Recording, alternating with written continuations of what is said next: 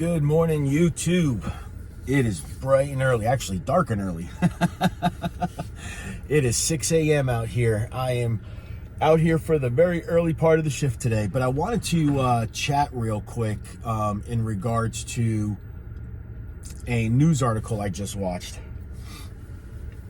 Guys, if you're still doing Uber or even Lyft, in Lyft I don't think they have it, but in Uber they do.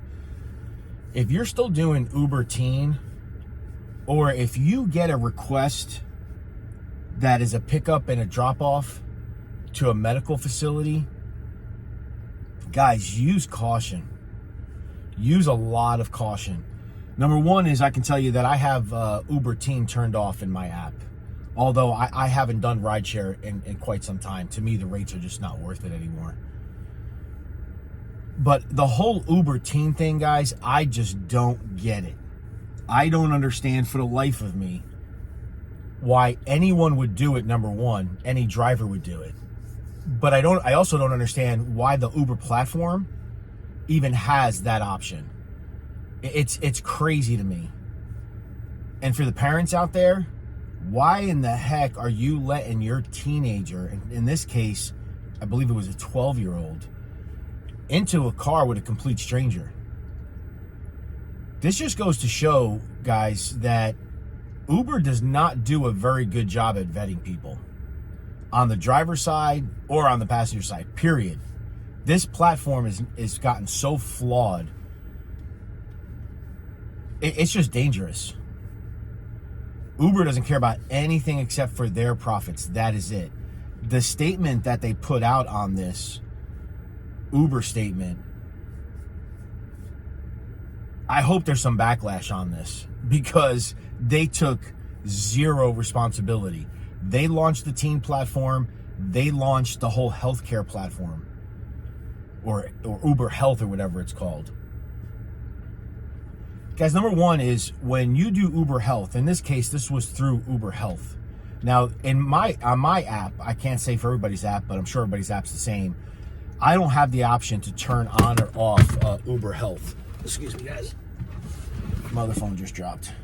I don't have the option to turn on or off Uber Health, but I have the option to turn on or off Uber Teen, and I always keep it off.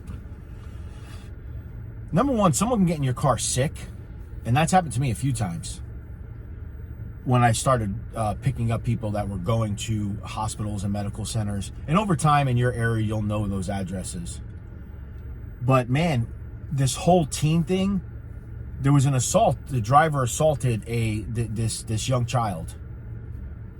This is absolutely horrible. Absolutely horrible. Guys, number one, don't pick up minors. Period. End of story. Just decline it.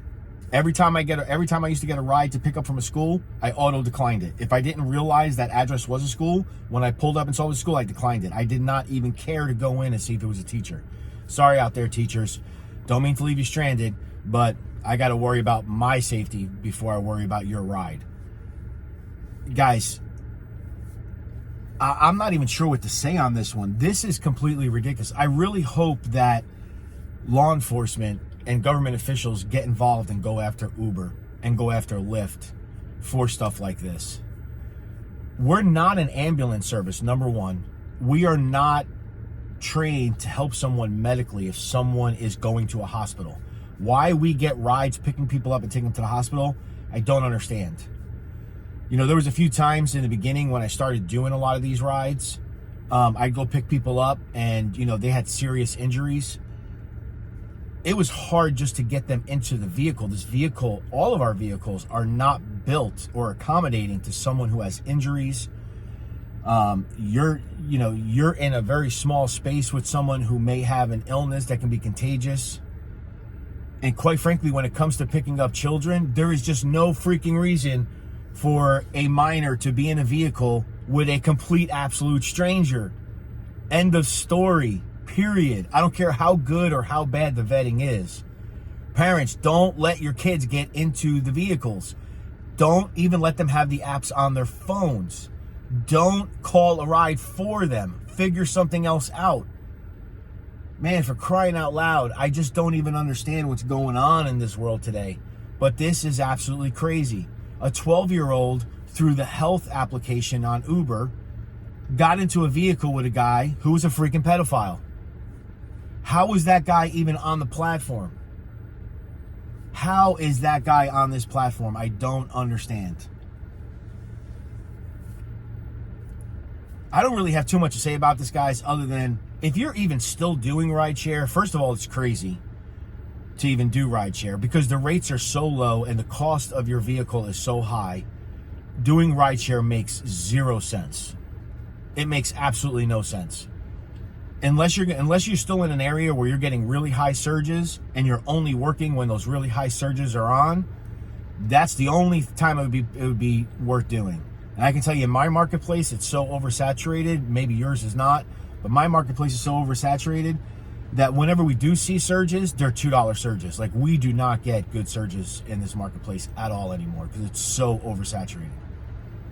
Not worth doing from a financial perspective, because if you actually look at your true costs on your vehicle versus the rate per mile that they're paying you, you're not making any money. You're gaining money today, but all you're doing is stealing from tomorrow when you got to do all the repairs and the maintenance or replace the vehicle. It doesn't make any sense to do it. But if you're going to do it, guys, stay away from any pickups at any medical facilities or anything that has to do with an underage person.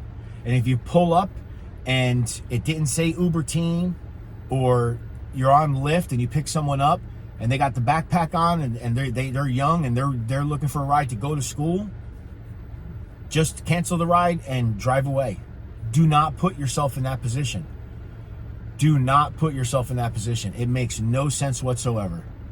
Because not only are you putting yourself in danger because that child can say anything they want to say, but for crying out loud, why the heck would, I don't know why this is blowing my mind.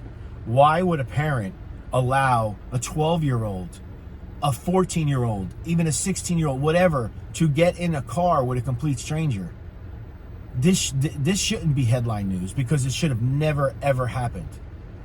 The entire platform itself should be illegal. There's no reason that we should have a platform that allows children to get into a vehicle with an adult that they don't know. What the heck ever happened to stranger danger? I don't know. I don't know about this one.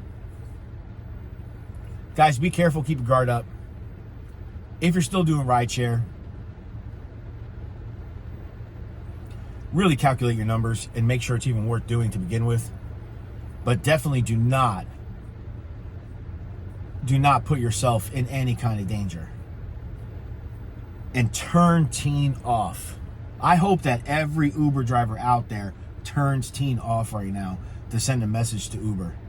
And I really hope that Uber finally has to pay the piper on this one, because their greed is so out of control, the way that they're stealing from drivers and the services that they're offering. If you go work for one of these ambulance companies, okay, and I'm not talking about being an EMT, I'm just talking about going to work for one of these private ambulance companies or these medical shuttle services, you got to go through actual training. I don't know about you, but I was never trained by Uber. I have no idea what to do other than fold someone's walker up or fold up their wheelchair and try to stuff it into the back of my little hatchback.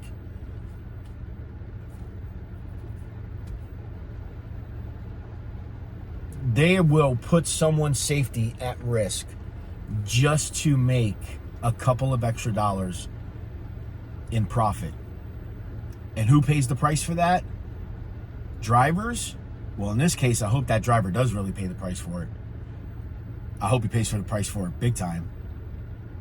But also the families. It makes no sense. It makes no sense. How many more times does something have to happen on this platform, on this Uber platform, before officials get involved? I mean, for years we've had drivers that have been murdered, assaulted. I mean, I'm talking about to the point of being in intensive care. How many times has Uber had rape issues with drivers raping people? It's on both ends, guys. I know there's a lot of drivers out there that only like to talk about the issues that happen to the drivers, and yep, there is way more issues that happen to drivers. Hands down, everyone knows it.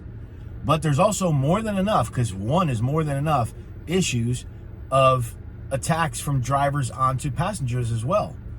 This platform is flawed, guys. It is so flawed. In my opinion, rideshare has to go. I'll be honest with you. I'll be the first one to say it. Guys, I started doing rideshare back in 2013. I'm still on the rideshare platforms. I just haven't done any rides. I think it's like a month or so now. I think it's about a month. I could be wrong. I'm really bad with time. Guys, this is a flawed system. This whole gig economy is just literally turning upside down. It's turning upside down in every way possible. But this took it to a whole new level.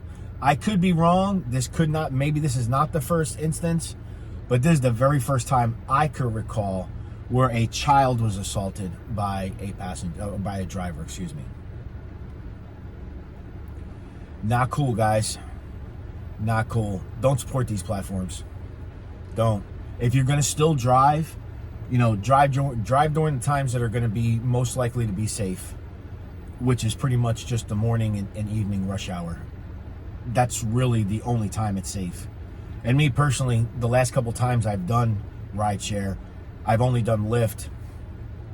And I think the last 2 or 3 times I did, it was only Lyft.